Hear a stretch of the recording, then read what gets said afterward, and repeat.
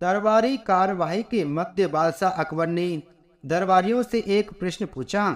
प्रश्न था, बचाव के लिए सबसे अच्छा शस्त्र कौन सा है? एक एक कर दरबारियों ने इन प्रश्न का उत्तर दिया। किसी ने तलवार कहा तो किसी ने भाला, किसी ने तीर कमान कहा तो किसी ने चाकू। जब बीरबल की बारी आई तो वह बोला, जहाँ पना, मेरे विचार से मुसीबत में जो हाथ में हो वही सबसे अच्छा शस्त्र होता है। बीरबल का उत्तर सुनकर दरबारी उसका मजाक उड़ाने लगे। अकबर भी उसके उत्तर से संतुष्ट नहीं हुए।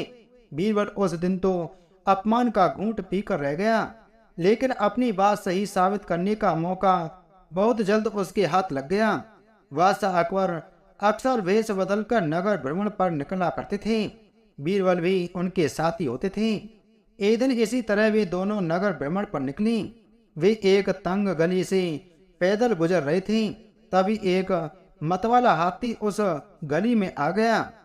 उस हाथी को देख अकबर डर गए।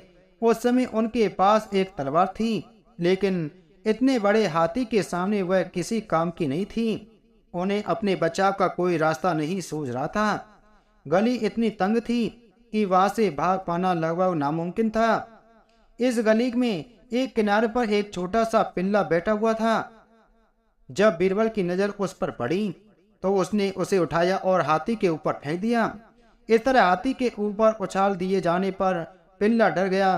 उसने हाथी की सूंड को कसकर पकड़ लिया। पिल्ले की इस हरकत पर हाथी भी घबरा गया और अपनी सूंड झटकने लगा। हाथी के सूंड पकड़ने पर पिल्ला सूंड से फिसलने लगा और स्वयं को गिरने से बचाने के लिए उसने अपने पंजे और दांत हाथी की सूंड पर गड़ा दिए। हाथी बिलबिला उठा और सूंड को झटकते हुए पलटकर गली के बाहर भागने लगा। हाथी के गली से बाहर भागने पर अकबर को चैन आया।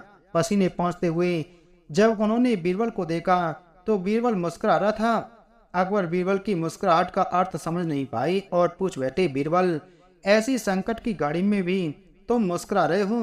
बीरबल बोला, जहाँ पना, मुसीबत की इस घड़ी में छोटा सा पिल्ला हमारा शस्त्र बना और हमारी रक्षा की। इस घटना से आपको अवश्य यकीन हो गया होगा कि मुसीबत में जो हाथ में हो वही सबसे अच्छा शस्त्र होता है। अकबर ने भी मुस्कुराते हुए हामी भरी और बोले, बीरबल, तुम सही थे। उस प्रश्न के सही उत्तर के साथ आज हमारी रक्षा करने के लिए भी तुम पुरस्कार के पात्र हो।